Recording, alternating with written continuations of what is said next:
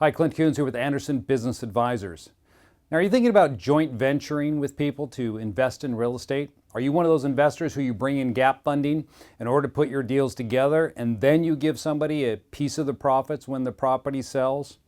Well, if you're investing in that manner, then you need to be aware of what I'm about to share with you, because you may be exposing yourself to untold liability depending on how you've structured your joint venture deals. Let me start by talking about a client. Client's name is Tom. Tom came to me as follows. He said, Clint, I've created a corporation here and I'm doing some deals. So here's my corp, and he realizes that he wants to flip property in a corporation to avoid dealer status. That's why he has a corporation set up. So he would buy a property right here. Let's say these deals were taking place in California. So he'd buy this property here and he'd bring in 2 gap funders, investors into this deal with him, and he'd rehab it in the name of his corporation. Then he found another deal and he brought in 3 individuals to help fund this deal. So now he had a second deal going on in his corporation. See, Tom was real busy. Then he found a third deal and he brought in another 3 gap funders on this deal over there. Now, Tom had 3 deals going on inside of his corporations, 3 joint ventures. Now, he thought everything was fine. When I met with him, he said, Clint, I understand I do have some liability exposure. That is, if this property, something happens with it, these 2 properties are at risk. But he didn't see where the liability truly exists in this type of relationship. I asked Tom, I said, Tom, when you went into these joint ventures with the other individuals, did you explain to them that you plan to engage in other JVs inside of that corporation with other people? Or when you actually went into deal number 2, did you tell the investors in deal number 2 that you had a deal already going on with other individuals? Did you share with them that information? He looked at me and said, no, why would I have to? I said, because you have a conflict of interest. You don't see it, but it exists. I said, Tom, think of it this way. I'm investing with you in deal number 1. You bring in deal 2 and 3, and it turns out that deal 3 is going to generate huge profits for you. So, where do you put your time and effort? Where are you going to focus on, Tom?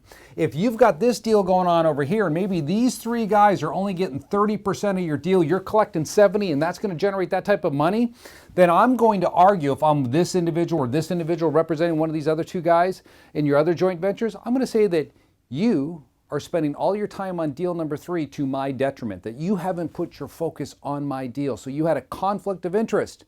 You didn't disclose that to me when you brought in my money. You didn't tell me your corporation was going to be doing other deals with other people. I thought you were just going to work on my deal. Now your time is spread over 3 separate deals. So if one of those investors wanted to, they could sue you and hold you, not only your corporation liable, but you personally liable as well.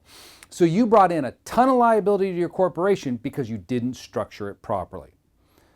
Now, Tom's face turned ashen when I told him that. He said, but I'm spending equal time on each deal. I said, it doesn't matter, just mere allegation. Let's say number 1, you only get back $50,000 in profit. You told these investors that you were expecting $100,000 in profit.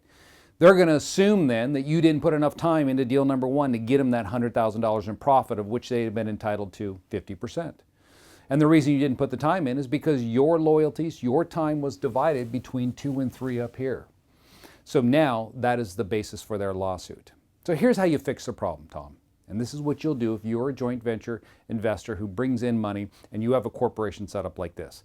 Don't do the deals in your corporation. Here's how you correct it.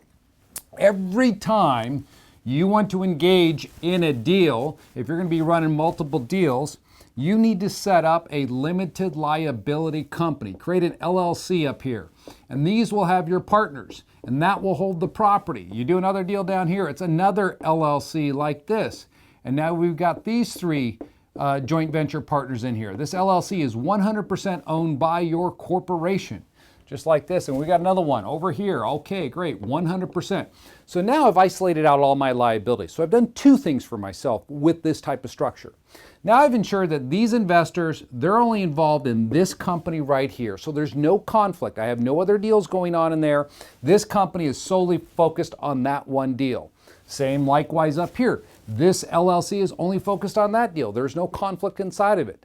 Not only have I now minimized that conflict argument that someone could bring up, I've also now isolated my liabilities. So if something goes wrong up here, this property over here and this property over here, they're also protected, so that I don't have to worry about those investors because something happened on that LLC up there. Because if it went bad, then the only thing you stand to lose is this limited liability company. I mean, this is Asset Protection 101. This is what we teach at our 3-day asset protection event. You can find those on our website if you're interested in attending one of them. But this is how we teach you to break up your assets so you don't risk it. I mean, if you think about it again, if we had this structure right here, and you had those investors again all involved, and this generates the lawsuit right here, most likely you're going to lose this property and this property, and then you're going to have some very upset gap funders that are going to probably bring a lawsuit against you for their loss of capital. So minimize that right off the bat. If you're an investor that joint ventures with other individuals, have a C corporation and then take each individual deal down in its own separate LLC owned by your C corporation. My name is Clint Coons with Anderson Business Advisors.